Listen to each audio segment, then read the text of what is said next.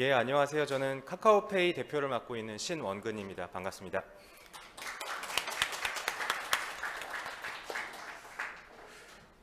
오늘 이 자리를 통해서 우리나라 금융의 미래 모습이 어떻게 될지를 고민할 수 있게끔 이 자리를 마련해 주신 한국금융신문의 허가연 회장님과 김봉국 대표님, 사장님께 감사의 말씀을 먼저 드리고 싶습니다.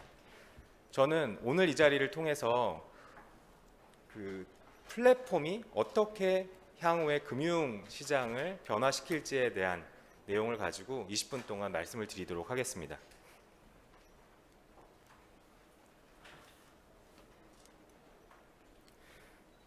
이제는 많은 분들이 이해하시다시피 플랫폼이라고 하면 시장 내에 있는 소비자와 그 소비자를 대상으로 한 재화와 용역을 공급하는 공급자를 연결해 주는 그러한 역할을 하는 것이다라는 부분을 이제 잘 이해를 하고 계실 겁니다.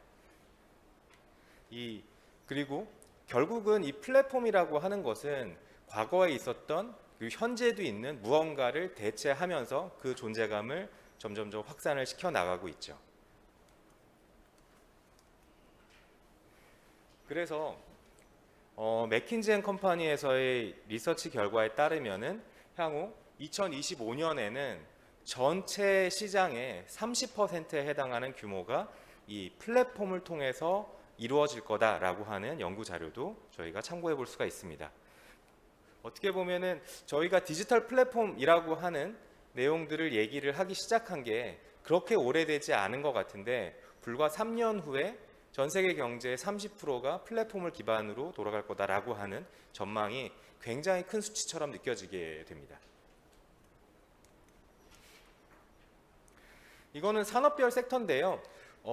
지금 보시는 차트에 회색이 2020년에 각 그 영역별 이 디지털 플랫폼을 통한 시장의 규모라고 한다 그러면 노란색으로 펼쳐져 있는 이 바 차트는 2025년에 해당하는 이 각 섹터별 시장의 규모이고요. 한눈에 보셔도 아시겠지만 굉장히 큰 성장을 이루고 있다는 것을 눈으로 확인하실 수가 있습니다. 그런데 그러면 디지털 플랫폼이 도대체 무엇이기에 이렇게 굉장히 큰 경제의 흐름 또는 이 물류의 흐름, 서비스의 흐름을 주도하게 될 것인가 라고 하는 것을 가만히 생각해 보면 사실 그게 그렇게 크게 대단한 것인가 라고 하는 또 생각을 하게 됩니다. 저희가 불과 10년, 20년 전을 돌이켜 보면은 그 당시에 과연 커머스가 얼마나 빠른 속도로 또 얼마나 넓은 영역으로 이커머스화 될 것인가 라고 하는 내용들을 굉장히 많이 논했었죠. 그리고 그때는 저도 그때도 이 디지털 관련 업계에 있었기 때문에 다시 그때 상기해 보면 그래, 책은 가능해. 책은 굉장히 규격화된 프로덕트이고 이게 딜리버리 하는데 문제가 없으니까 책은 가능해. 그러니까 아마존이 전자책 또는 책을 가지고 이커머스를 했지. 하지만 신선식품은 가능할까? 라고 하는 이제 질문들이 굉장히 많았는데 이미 그것들은 많이 전환이 되었고 다만 이제는 그 관심사가 단순한 이커머스가 아니라 이 디지털 플랫폼으로 바뀌었는데 이것도 가만히 속성을 보면은 기존에 있던 시장을 대체하는 거라고 저는 생각을 합니다. 예를 들어서 지금 왼쪽에 있는 거는 그냥 우리나라에서 한약재 졸업하는 경동시장입니다. 이 오프라인에 있는 시장이 쉽게 생각하면 마켓플레이스 형태의 플랫폼으로 발전이 돼서 디지털 세계, 소위 말해서 비대면 세계에서의 거래를 또는 소비자와 공급자를 연결해 주고 있는 것이고요.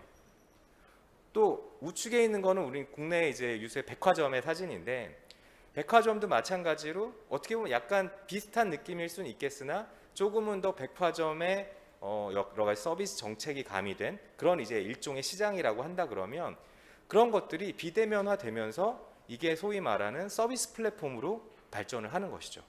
그러니까 이게 없었던 개념, 새로운 개념이 아니라 기존의 시장들도 단순히 예전에 각각의 맘앤팝 스토어가 이커머스화 됐듯이 시장 자체도 디지털화 된다라는 관점에서 보면은 아까 말씀드린 이런 변화가 어떻게 보면은 오는 게 당연한 그리고 또 당연히 준비해야 되고 또 저희가 잘 해야 되는 영역인 것입니다.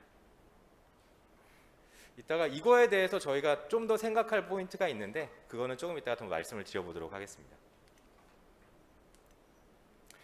다만 기존에 있었던 시장이 플랫폼으로 전이된다라고 하는 개념에 저는 한 가지를 더하고 싶습니다. 결국 디지털이라고 하는 이 변화를 이끄는 기저에는 물론 소비자에 대한 이해, 사용자에 대한 이해가 근간에 깔려야 되지만 근본적으로 그만큼 중요한 것은 기술에 대한 이해, 기술에 대한 활용일 것입니다. 저희가 어떻게 이 디지털 기술을 활용해서 공급자와 소비자를 잘 연결해 줄 것인가 라고 하는 것이 이 기존의 전통적인 느낌의 시장이 플랫폼화하는 과정에 있어서 반드시 들어가야 되는 핵심 요소가 되는 것이죠. 그래서 보시면 아시겠지만 여기에 이제 차트 2020년 기준으로 그 탑 10 브랜드 가치를 이제 조사해 놓은 표인데 보면은 10개 중에 6개가 소위 말해서 디지털 플랫폼을 기반으로 하는 사업들이 굉장히 높은 이제 가치를 차지하고 있는 것이고요. 보면은 근데 각각의 기업들을 봤을 때 소위 말해서 빅테크 또는 IT 기술을 중심으로 사업을 확장하고 있는 모습들을 보실 수 있는 회사들입니다. 지금은 일반적인 플랫폼에 대한 개념과 그 디지털 플랫폼에서의 핵심 요소가 사용자 이해를 기반으로 한 기술의 접목이라고 하는 말씀을 드렸는데요. 이게 비단 다른 일반 유통 또는 식음료, 푸드 딜리버리라고 하는데 한정되지 않죠. 이미 여기 계신 분들이 다 체감하고 계시기 때문에 이 자리에 오신 거라고 저는 생각을 하는데요. 금융에 있어서도 이미 이 변화는 왔고 그런데 이 변화를 만들게 되는 핵심 동인이 뭐냐고 생각하냐면 저는 기술도 아니고 저희와 같은 서비스를 제공해주는 또는 상품을 제공해주는 금융회사도 아니라 사실 소비자의 니즈가 이 변화를 이끈다고 생각을 합니다. 이미 사용자들은 굉장히 수준이 높은 그 플랫폼에서의 여러 장점들을 경험을 하고 있습니다. 그러다 보니까 본인이 국내로 이제 치환해서 생각해 보자면 네이버 쇼핑에서 내가 필요한 거 검색해가지고 가장 싸고 가장 빨리 배송해 주는 데서 물건을 쉽게 구매하는 이러한 경험.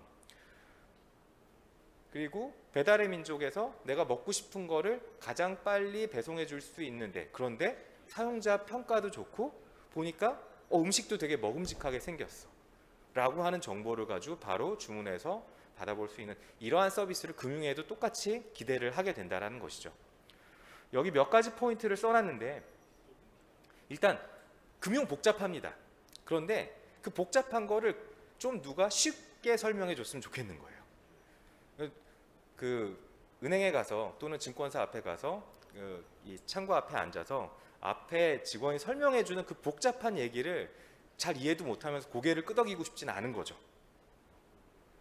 그리고 그 정보들을 습득함에 있어서 굉장히 스무스하게 제가 지금은 시각적인 그 문서로 된 자료를 보다가 갑자기 내가 이거를 좀 더 그림으로 보고 싶은데 라고 했을 때 이미지화된 동영상화된 자료를 보기도 하고 필요하면은 이 전문가한테 채팅으로 물어보기도 하면서 내가 필요한 정보들을 스무스하게 처음부터 끝까지 심리스하게 연결해서 받아보고 싶어하는 니즈는 당연히 기본적으로 생성이 되는 것이고요.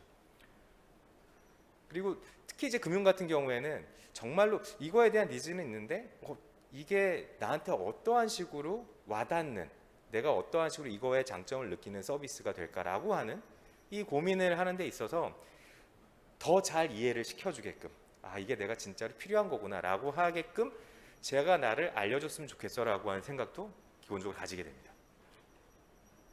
이 모든 과정에 있어서 누구한테나 똑같은 메시지를 전해주면 싫죠.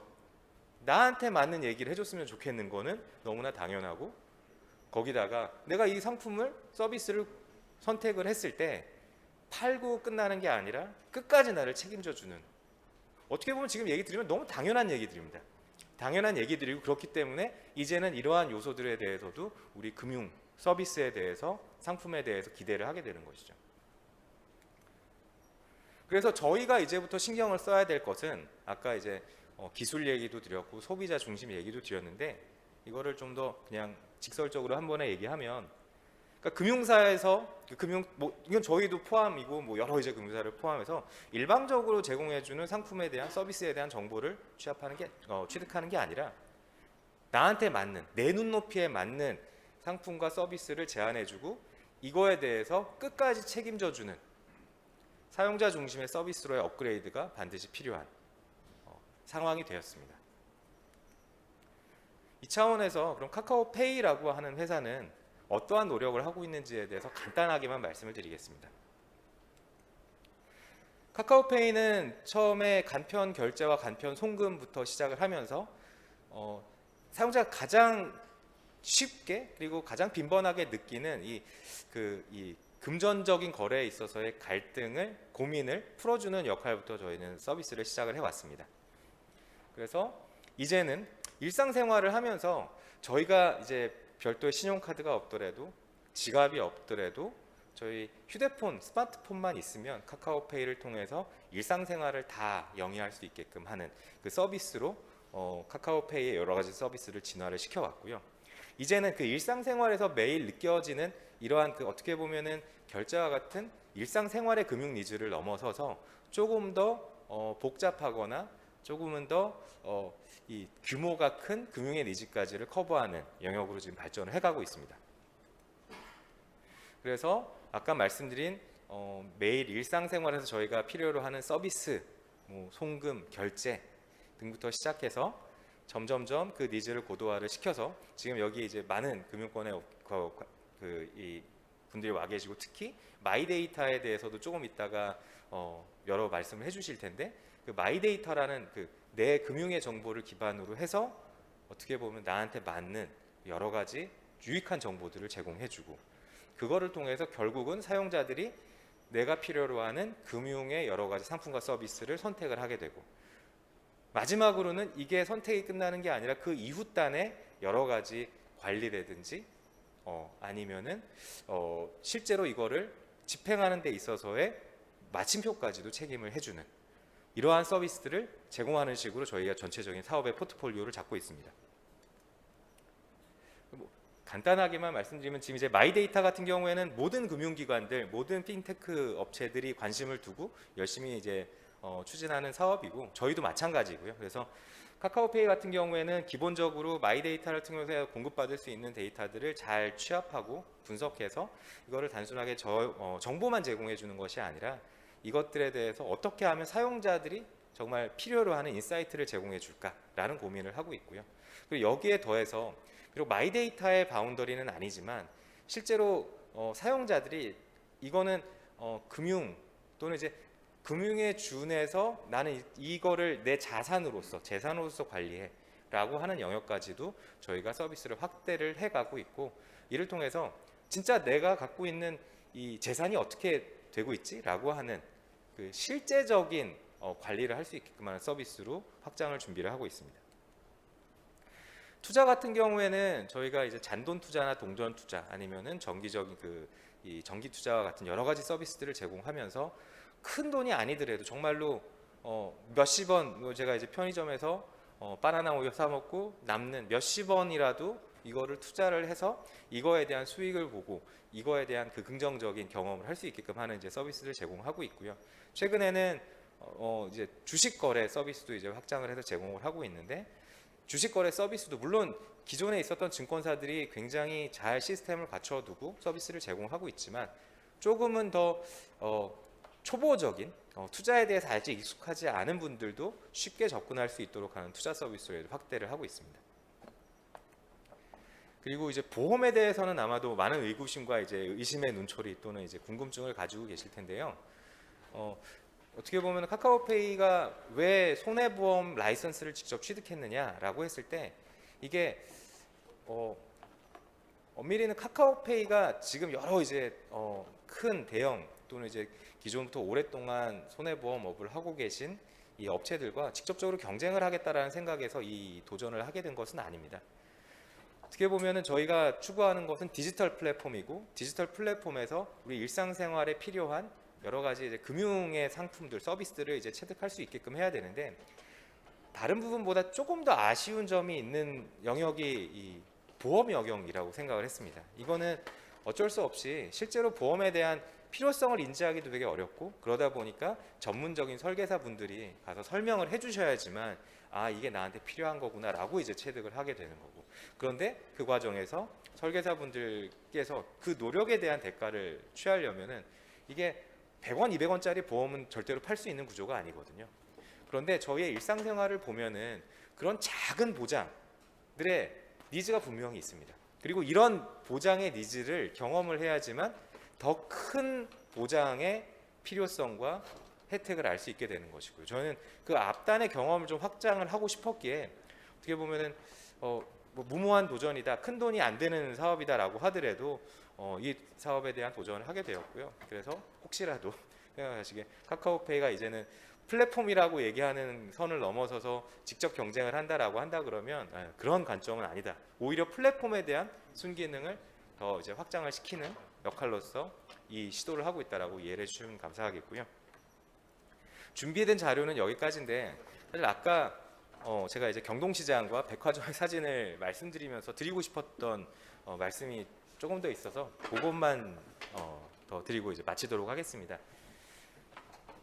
시장이라고 하는 거는 어떻게 보면 되게 자연스럽게 생겨나는 하나의 그 기관도 아니고 뭐라고 해야 될까요? 그냥 우리 사회의 한 부분입니다. 그 보면 동네에서 저희가 그 동네에 있는 옷가게에서 필요한 옷을 한두 개 살 수도 있지만, 기왕이면은 더 많은 선택지를 가지고 또 그 가격에 대한 비교도 하다 보니까 저희가 동대문도 가고, 소위 말해서 뭐 밀리오레도 가고 하는 거잖아요. 그런 것처럼 그런 그 형태들이 자연스럽게 변형이 되는 게 디지털화되면서 이커머스화하면서 되는 게 소위 말해서 플랫폼들입니다. 근데 플랫폼에는 형태가 두 가지가 있습니다. 잘 인지하시다시피, 우선 마켓플레이스 형태는 말 그대로 그냥 전체 이 시장이 비대면으로 옮겨온 거죠. 물론 이 시장이라고 하는 것을 만드는 주체는 필요합니다. 하지만 이 안에서 이 시장을 만드는 주체는 가격을 통제하지도 않고, 그리고 제품을 통제하지도 않습니다. 어느 정도의 기본적인 가이드는 제공하겠지만, 이 부분에 대해서는 여기서 판매 활동을 하는 그 작은 소상공인들의 역할인 것이고요. 여기에서 그 플랫폼 또는 이제 소위 말해 시장의 역할은 그 과정에서의 수수료를 받는 사업의 형태를 제공하는 것이죠. 또 하나의 형태는 서비스 플랫폼입니다. 여기는 조금 더 통제가 들어갑니다. 대표적인 거는 우버가 될 수 있겠죠. 우버에서는 역시 택시를 이용하고자 하는 소비자와 택시 기사님들을 매핑을 시켜주는 플랫폼입니다. 하지만 여기서는 가격에 대한 통제와 서비스에 대한 통제를 더 엄격하게 가이드를 제공합니다. 저희가 지금 이 금융의 플랫폼을 이야기를 하면서는 사실 이게 혼재되어 있습니다. 어떠한 영역에서는 여러 가지 선택지를 사용자들의 잘 선택할 수 있게끔 제공해주는 역할을 하기도 하고, 또는 때에 따라서는 필요한 영역에 대해서는 우버와 같이 조금은 더 이 공급자들의 플레이에 대한 그 기준, 룰을 만들고 그것에 그 룰 하에서 경쟁 또는 서로 간에 경쟁을 하고 이제 비교를 하고 사용자들이 선택을 하게끔 하는 것이죠. 물론 이 근간에는 당연히 사용자에 대한 가치 제고가 최우선인 것이고요. 그 과정에서 여러 가지 다른 플레이들이 나올 수 있는데, 저희가 향후에 제도를 만들고 규제를 만들m에 있어서 이 소비자의 가치에 방점을 두고 이 방점을 두는 데 있어서 어떠한 형태로 이 서비스를 제공하는 게 맞는가, 어떠한 형태로 플랫폼들이 운영하는 게 맞는가라고 하는 고민을 하면서 제도가 만들어진다 그러면 결국에는 소위 말해 시장이 우리 사용자들로 하여금 여러 가지 가치를 얻을 수 있게 하는 그 메커니즘이 되듯이, 플랫폼도 디지털화된 시장으로서 이 역할들을 잘 수행하고 결국은 사용자들에게 가치를 제공해 줄 수 있지 않을까 생각을 합니다. 저는 여기까지 말씀드리고 마치겠습니다. 감사합니다.